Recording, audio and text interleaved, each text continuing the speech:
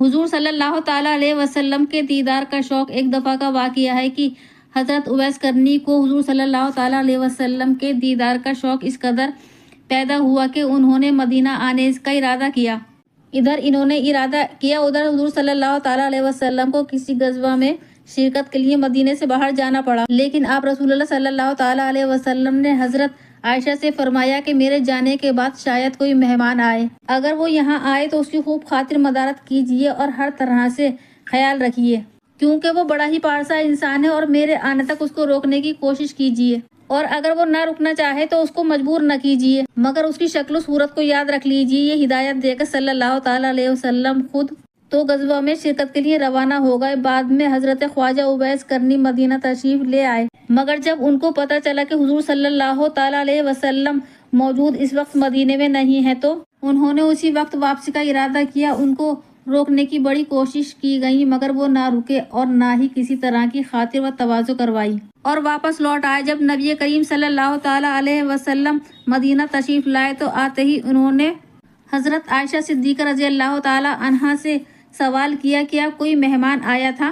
ام المومنین نے عرض کی، اے اللہ کے رسول، ایک شخص جو کہ یمن کی طرف سے آیا تھا، اس کی شکل و صورت چرواہوں جیسی تھی، آپ کو نہ پا کر وہ یہاں ایک لمحہ بھی نہ ٹھہرا اور چلا گیا۔ حضور بولے، عائشہ پتہ ہے وہ کون تھا؟ عرض کی، یا رسول اللہ، میں تو بالکل بھی نہیں جانتی۔ فرمایا، وہ اویس کرنی تھا جو میرے دیدار کے لیے آیا تھا، اور دیدار کی حسرت دل ہی میں لے کر چلا گیا، اور وہ ٹھہر بھی نہیں سکتا تھا، کیونکہ اس کی والدہ جو کہ بوڑھی اور آنکھوں سے معذور ہیں، ان کی خدمت کرنے والا کوئی اور نہیں ہے، اس لیے اس کو ہر حال میں واپس جانا تھا۔ اور یہ وہ شخص ہے کہ جو کہ خدا اور اس کے رسول کو سچا چاہنے والا ہے، جس کو صرف ذکر الہی سے غرض ہے، اور وہ کسی چیز سے نہ مروب ہے اور نہ متاثر۔ حضرت اویس کرنی میرا سچا عاشق ہے اور اللہ اس سے محبت کرتا ہے۔ حضرت عائشہ نے جب یہ بات سنی تو ان کو خواجہ اویس کرنی کے مقام پر رشک آنے لگا، فرمانے لگی، ہے خدا کے حبیب، واقعی وہ شخص اس قدر عظیم ہوگا جس کے زہد و تقوی اور عبادت و ریاضت کی تعریف خود خدا اور اس کا حبیب کرے۔ مشہور تابعی حضرت حرم بن حیان ابدی خیر التابعین حضرت اویس کرنی سے اپنی پراسد ملاقات کا واقعہ اس طرح بیان کرتے ہیں، خواجہ اویس کرنی کوفے میں مقیم تھے، میں نے آپ کی تعریف سنی، ملاقات کا شوق ہوا اور میں ان کی زیارت کے لیے کوفہ پہنچ گیا۔ لوگوں نے بتایا کہ دریائے فرات پر ملیں گے۔ فرات کے کنارے پر پہنچا تو دیکھا ایک شخص تنہا بیٹھا دوپہر کے وقت وضو کر رہا تھا اور کپڑے دھو رہا تھا۔ میں اویس کے اوصاف سن چکا تھا، اس لیے فوراً پہچان گیا۔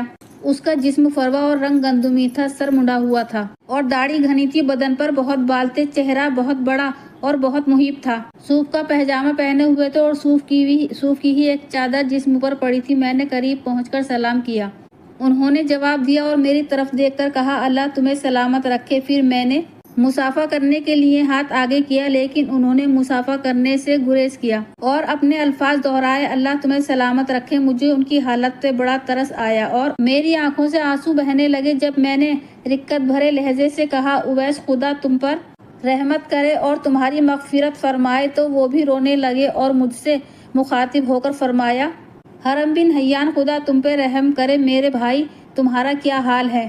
تمہیں میرا نام پتہ کس نے بتایا؟ میں نے عرض کیا، خدا نے۔ مگر اے اویس، یہ تو بتاؤ کہ تمہیں میرا اور میرے باپ کا نام کیسے معلوم ہوا، اس سے پہلے کہ نہ تم نے مجھے دیکھا ہے اور نہ میں نے تمہیں؟ حضرت اویس نے جواب دیا، نعمانی العلیم البخیر، تمہارا نام مجھے اس نے بتایا ہے جس کے علم و خبر سے کوئی چیز باہر نہیں۔ میری روح نے تمہاری روح کی طرف توجہ کی اور میری روح نے روح کو پہچان لیا۔ مومن کی روح ایک دوسرے کو پہچان لیتی ہے۔ خواجہ صاحب ارواح کا ایک دوسرے سے کوئی تعارف نہ ہوا اور نہ ہی کبھی ایک دوسرے سے ملے تھے۔ میں نے عرض کی، رسول اللہ صلی اللہ تعالیٰ علیہ وسلم کی کوئی حدیث مبارک سنائے تاکہ میں اسے یاد کر لوں۔ حضرت اویس کرنی نے فرمایا، میں نے سرکار دو عالم کی شرف صحبت حاصل نہیں کی، البتہ حضور کے صحابہ کرام کو دیکھنے کی سعادت نصیب ہوئی ہے، اور تم لوگوں کی طرح ان کی زبان سے میں نے بھی حضور کی حدیث سنی ہے، لیکن میں اپنے اوپر یہ دروازہ کھول کر محدث، مفتی اور قاضی کہلوانا پسند نہیں کرتا۔ مجھے خود اپنے نفس کے بہت سے کام ہیں۔ یہ کہہ کر وہ میرا ہاتھ پکڑ کر رونے لگے۔ میں نے درخواست کی، پھر قرآن کی کوئی آیت سنا دیجیے، میرے دل میں آپ کی زبان سے قرآن سننے کا بے حد اشتیاق ہے، میری آپ سے محبت اور عقیدت خدا کے لیے ہے۔ میرے لیے دعا فرمائیے اور کچھ وصیتیں کیجیے جن کو میں حرز جاں بنا کر رکھوں۔ میری درخواست سن کر اویس نے اعوذ باللہ من الشیطان الرجیم پڑھا اور چیخ مار کر رونے لگے۔ پھر فرمایا میرے رب کا ذکر بلند ہے، اس کا قول سب سے اچھا ہے۔ یہ کہہ کر انہوں نے اس آیت کی تلاوت کی، حامیم والکتاب المبین انا انزلناہ فی لیلۃ القدر انا کنا منزلین ھو العزیز الرحیم تک پڑھ کر چیخ ماری اور بے ہوش ہو گئے۔ ہوش میں آئے تو فرمایا حرم بن حیان تمہارا باپ مر گیا، ان قریب تم کو بھی مرنا ہے، کیا خبر جنت میں جائیں گے یا دوزخ میں؟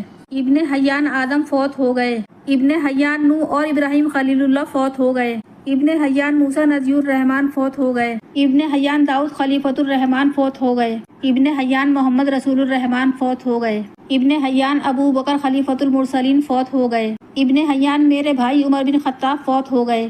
یہ کہہ کر عمر کا نعرہ لگایا اور پھر ان کے لیے مغفرت کی دعا کی۔ حضرت عمر فاروق اس وقت زندہ تھے، اس لیے میں نے کہا خدا آپ پر رحم کرے۔ عمر فاروق تو ابھی فوت نہیں ہوئے۔ فرمایا ہاں جو میں نے کہا اگر تم اس کو سمجھو تو خود جان جاؤ گے میں اور تم بھی مردہ ہیں، ہونے والی بات ہو چکی ہے۔ اس کے بعد حضرت اویس کرنی نے حضور صلی اللہ تعالی علیہ وسلم پر درود بھیجا، پھر کچھ دعائیں پڑھی اور فرمایا حرم بن حیان میری وصیت یہ ہے کہ کتاب اللہ کو مضبوطی سے پکڑو، خلائے امت کی صحبت اختیار کرو اور نبی کریم پر ہمیشہ درود بھیجتے رہو۔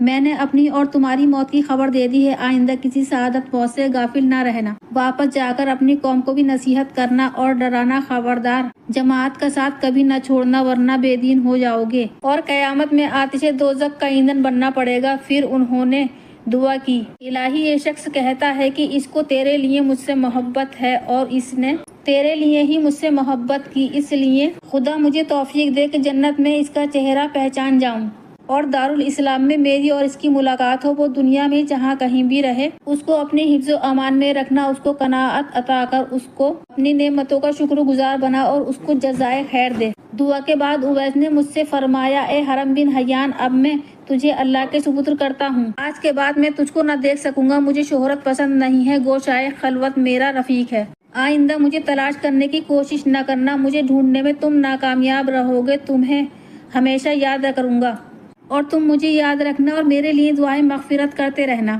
اچھا السلام علیکم ورحمۃ اللہ۔ یہ کہہ کر وہ ایک سمت چلے گئے۔ ان کے بارے میں نے ان کو بہت تلاش کیا لیکن کسی سے ان کے بارے میں کچھ معلومات نہ ہو سکا، البتہ کوئی ہفتہ ایسا نہیں جاتا جس میں ان کو خواب میں ایک دو بار نہ دیکھتا ہوں۔ اللہ تعالیٰ اویس کرنی پر رحمت نازل فرمائے اور ان کی مغفرت فرمائے۔ السلام علیکم۔